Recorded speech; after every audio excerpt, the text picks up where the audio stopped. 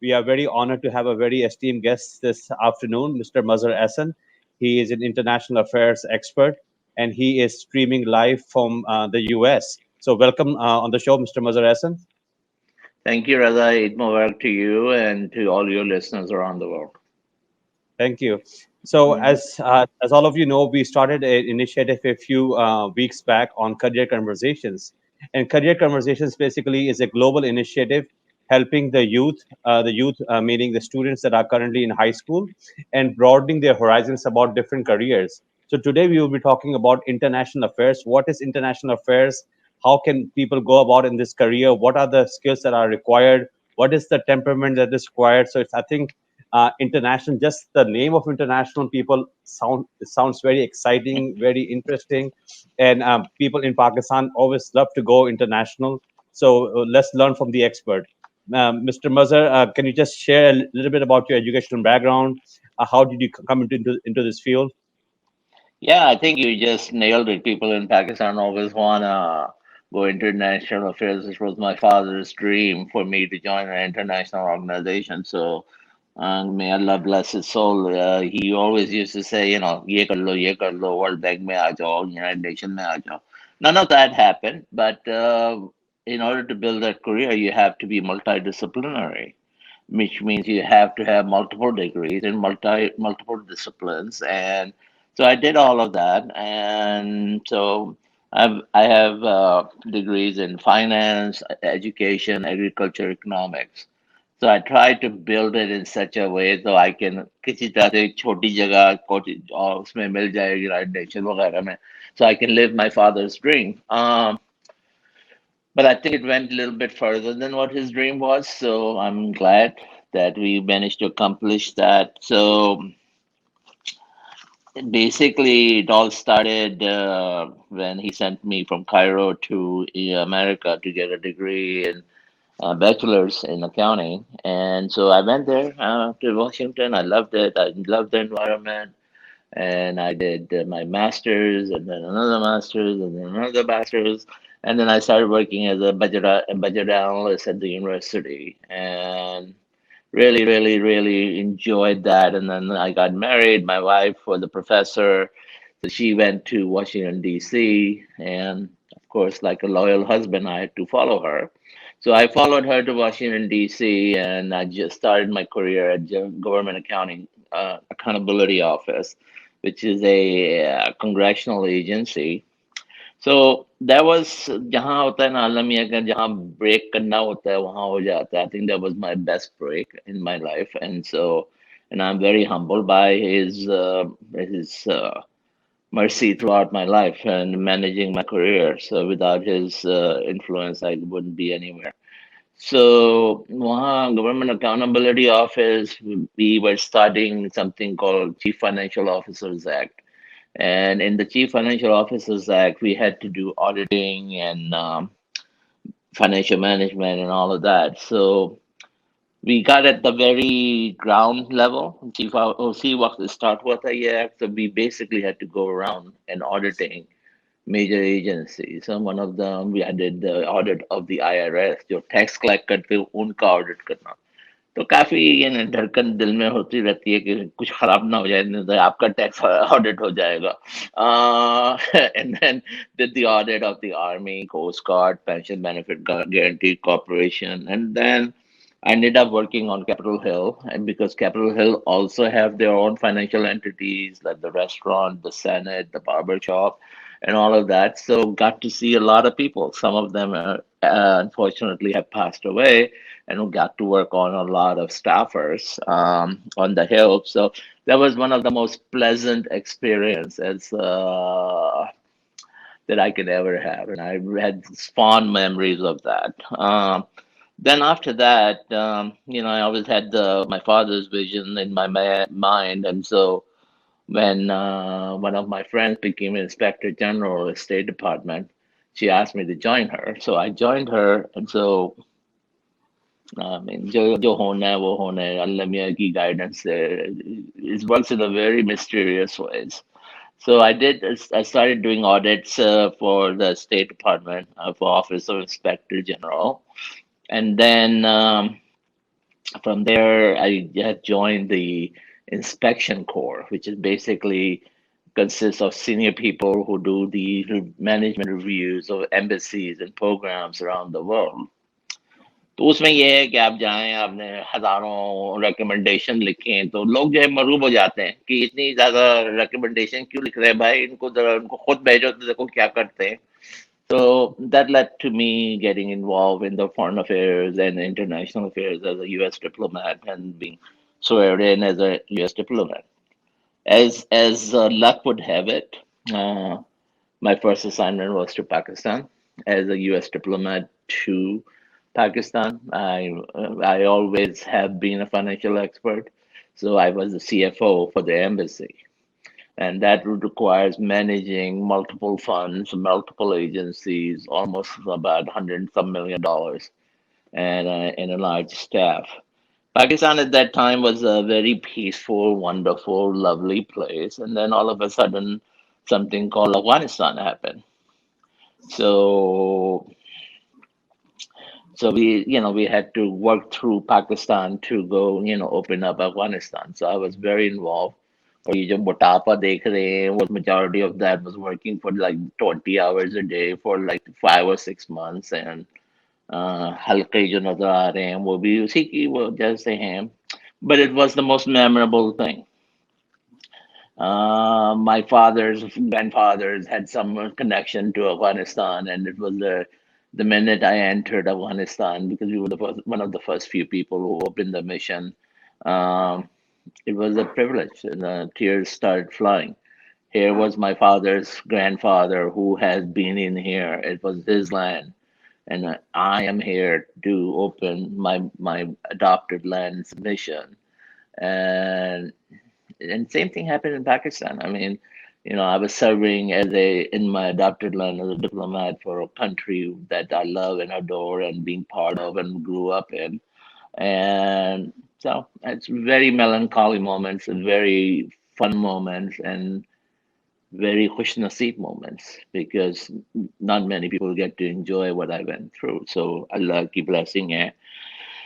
Um, तो फिर उसके बाद क्या हुआ? अच्छा, उसके बाद so we did Pakistan, we did Kabul, and then after that I went to China as a CFO for the whole mission of China. That includes Beijing, Guangzhou, Chengdu, Shenyang, Wuhan, एक और भी जगह है, Shanghai. Yeah. So all of that was under me. So I was managing all the financial affairs of those missions, and it was fun. It was very hectic. Again, led to this amount of weight gain, which I have never been able to lose it. But अगर कोई आपको तरकीब वरकीब मिले ना तो मुझे बता दीजिएगा, तो I can lose that. Then from China, I went to Egypt, and then I was in Egypt for a while. Then I went to Accra and Vietnam, and then I came back to Washington and what became a director of federal assistance for Department of State. Federal assistance, all the federal assistance that goes around the world, domestically and international, was under me. And that it was outside my field, but it was one of the best experiences getting involved in the grants, getting involved in managing of those grants, getting involved with policies and procedures. So that, and then I went back out to Africa, Abidjan, and then right back, came back and retired, because when you're in the foreign service, you have ability to retire at 50. With 20 years of experience, you can retire at 50. क्यों अपनी जिंदगी और करते रहो, इससे पैसे बना लो, लेकिन it wasn't because of pesos, but it was because of my health, and I wanted to stay in Washington. So I retired, and I have opened up my own consulting firm doing international consulting, working part time in State Department, part time in a office called um, Overseas Private Investment Corporation, which is a U.S. agency. So that's in a nutshell. Here I am talking to you, inspiring young people. Wonderful. Thank you very much for sharing that very wonderful story and living your father's dream and going to the next level. I think you are one of those blessed people that are able to not only emulate your father's career aspirations, but also going a bit further. For those students that are listening to you and will be very inspired with your talk, what type of skills are they looking for when you are entering this field of international affairs? What is the temperament that is required? What types of subjects should they take in their freshman year, in their sophomore year, moving on towards an international affairs career? I think, as I just alluded to earlier in my comments, was that interdisciplinary approaches are always good. Interdisciplinary in terms of like you have ability to go around in different areas. I had a passion for numbers because of my father. My father was a banker. I am nowhere near as good as my father and your father. They are amazingly big people in finance, and I was constantly reminded of that when I was a financial attaché for the American embassy and meeting all these head of the banks who remembered my father very fondly, and so they kept reminding me, and they kept doing this. Oh, you are, and my only sentence was, I'm not nowhere near as good as my father. My father was a legend in what he did and how he did it. I just, because of who I am, is because of the prayers of my parents and because Allah's grace and my hard work. Multidisciplinary approach is always a good thing. Numbers was always my game. Um, and then basically, you're inspiring to do it. So reading up on stuff. I read a lot of stuff in terms of what's going on in the international arena. Uh, Always learning multiple skills so I can go, technology wise, I know what's going on in the new technology, what is the new trends that are coming down. So when I was in auditing, I knew what is the latest going on, get to speed with that, and then become an expert in it. It's a total dedication and devotion to the profession. And I always have taken my job as not a way to earn money, but because I love the job. I love what the job is, and it shows from what you do that you love to help the younger people and you love to develop people, and I do the same. But I also love my profession as to what I do. So getting up at 4 o'clock in the morning or 3 o'clock in the morning is not a burden, but it's also a privilege because it makes it very happy. If you love what you do, everything's going to come in easy, and money will follow eventually. Sometimes not, but most of the time it does. And Allah's blessing. Very true. I think that's a very strong message for the younger generation that at times they often look at the money as the main source of inspiration, but when you have a very intrinsic motivation, you are destined for success. What types of international organizations would you recommend the younger generation? I know the U.S. has various, but I know apart from the U.S., there are various international organizations that the students should be aware of that they can apply and not have a pigeonhole um, experience per se, but to apply to as many opportunities as they can when they graduate from university. I think the NGO route is very good route. NGO route exposes you to various elements of international affairs. It shows you human commitment to other humans in terms of helping and doing. It shows you what's going on in it. So if you're getting at the ground level, the NGO route is the best route to do it. I took the route of being in the budgeting at the university. That's where I started until my wife got transferred to Washington, D.C. Then I had to follow her. But NGO route is the best route for people in Pakistan. I think it is. And any other international company that has international headquarters. Aapne bhi kar rahe hai, and others are like that. So they learn it. And the biggest thing in life is about networking. And always be nice to the people that you meet. because पता नहीं कल कहाँ क्या क्या बन जाए. अब इमरान खान जो थे, when I met him, he was a cricketer, so never thought he would be a prime minister. General Musharraf जो थे वो आर्मी में थे. I never thought he would become a prime minister until I played golf with him and the ambassador and the finance minister in Islamabad golf course. So, I mean, those things happen, but you do the networking. Networking is good. You and I do networking within ourselves. And then, you never know. Respect people, uh, be open and show your magnetic personality.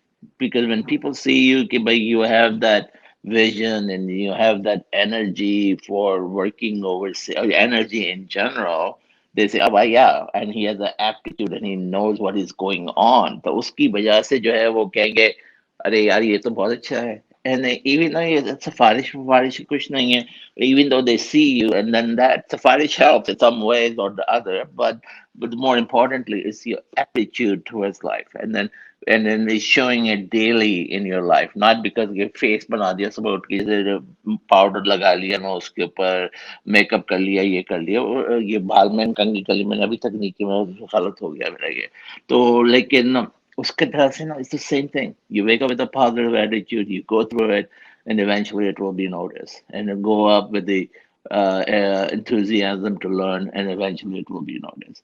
Go up with a respect for elders. I always, even with this point in my life, I always respect elders because they are the ones who we learn from, and they are the ones who are our inspiration.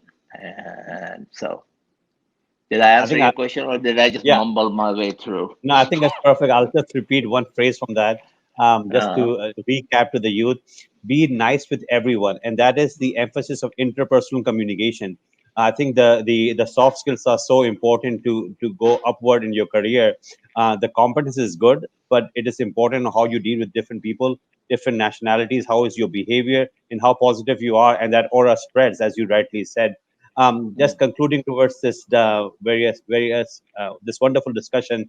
Any concluding thoughts in the closing for the younger generation? I think you just said it. I mean, academic competence is very good and must have.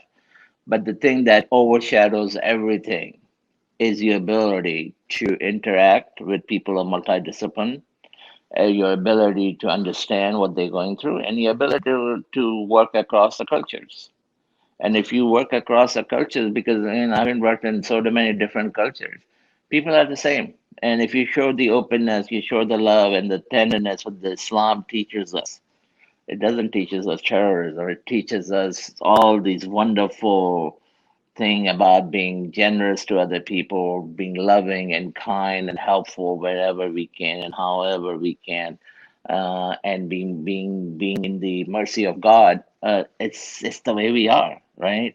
And if we let our true personalities be had, add to that our multidisciplinary educational background plus our reading abilities, that's a wonderful, dynamic, explosive combination to lead ahead. Very true. Any resources you would like to share with the younger people? Any books to read? Any websites to explore? I think I shared something with you about lynda.com, which is part of the LinkedIn. First of all, okay, let's go into this. Always try to pick up jobs that helps you build your resume. What do I mean by that? जैसे आपका resume है, you worked in you have a communication background from Arizona, I think, right? And then from communication background, you had some work on communication related, and then you have motivational speaking, and then you have been multi-organization. So all of that is a building ground. It's a big thing. It's keep accumulating, and the resume in itself looks like you have the expertise in that area. And mine is the tying theme is financial management and contracts, grants, and everything else. So throughout and auditing, so and internal controls. So you go through all my resume. It's basically this the common thread. So you keep working and developing and finding jobs that have common threads into the area that you are interested in, and then Get into the LinkedIn. LinkedIn is an amazing site that allows you to be exposed to other people. So one of the best ways is if you go into LinkedIn and you get involved with people, they become your network, and they have, like I think I have about 1,500 or 1,700 people on the professional world in accounting and finance, and not only the international but everything. And you know, you never know. One person A knows B, B knows Z, Z knows D, and you want to get to the D. So once you become friends with B, you will eventually get to the D, right? Maybe I explained that really badly, but it's interconnected, right? So when you get on the LinkedIn through one person, you may get to somebody who's not anywhere near you. So there's a book called about five. I can get to the president of the United States by knowing five people. I don't know whether you ever heard that. And so basically, I know you who works in the White House, then that right person knows Jared. Jared knows Trump. Mine is I knew the president when he was in New York because I met him somewhere in the UN when I was working at the UN, and then yeah, so I knew him. He doesn't know me from iota, but that's the minute example of five. You always five connections away to wherever you want to get to. So that means for that you have to build a network, and for that you have to be very have a very impressive, catchy LinkedIn and a catchy resume, and then what you're doing in terms of YouTube and have your name known through it. You'd be amazed. You go look up my name and 18,000 different lies about what I have done. But internet is a weird thing about it tells the truth, and you'd be surprised what people do. I'm sure some of you is gonna go, oh, ये मोटा जो है झूठ बोल रहा है इसका जाके नाम देखो तो मजहर एहसन लिखा तो गूगल में डाला, then whatever I'm talking will show up in Google, right? And so अगर आप जेल में भी जाएंगे तो वो भी गूगल में आएगा, अगर आप सीएफओ भी बने होंगे तो वो भी गूगल में आएगा, तो इससे अच्छी बात है कि आप जेल में ना जाएं, तब सीएफओ अच्छी अच्छी बातें करें तो गूगल में आप आएंगे. Okay. I was making a little bit of a joke of it, but it's true. I was actually telling my daughter, who's a junior in college, and she was like, "Baba, how do we do my LinkedIn?" I said, "Well, you do the LinkedIn about, what are you proud of?" And she, she's gone about doing it. I said, "And who are your things?" She said, "Not you." I said, "Well, good for you." She's a swimmer, so she's got all the mentors who are swimming world. So, and she's picking up and she's interested in veterinary medicine and all of that. So she's got the people. So know the good people who are in the network that you have a connection to somehow. Connect to them, because from them you go to another person. And that's the five ways to getting to the top. So that. For me, I think international disciplinary approach was having multiple disciplinary exposures. I mean, agriculture economics is very different than adult education and then finance and accounting. But what it did was diversify me. It allowed me to deal with interdisciplinary teams and being a forceful member of interdisciplinary. Finance is my game, but then I also understand the program side of what it's using the money for. And then that element in itself is a very good element, because then when you're making a decision in terms of money, you're making a cogent decision in terms of what needs to be done. So on LinkedIn, uh, there's a site called lynda.com, which is a free. I'm not a spokesperson for Lynda.com. Raza would might be thinking मेरी mother ने बहुत दफा मुझे force किया Lynda.com पे जाने के लिए. I'm not, but I believe in it because it's free and it has hundreds and hundreds and hundreds of free courses. And they're 1 hour, 2 hour. Get the certification. Get signed up for it. It's free. It doesn't hurt you to do it. Anytime you take courses that doesn't hurt you and builds you up, you can't go wrong. Right. And even though you may never use it, but you will have something, an exposure to something which may come in handy future years. So Linda.com. When you're on LinkedIn, Linda.com. तुम गए थे या नहीं गए थे? ये मैं Did you गया go था. to? अच्छा, what do you Yeah, think of it? I think it allows you the opportunity to pick and choose whatever subject area that you are passionate about and want to explore more, and actually Uh-huh. get a certificate on it, and that you can display on your resume and move Uh-huh. forward. So I think Yeah. it's a wonderful resource.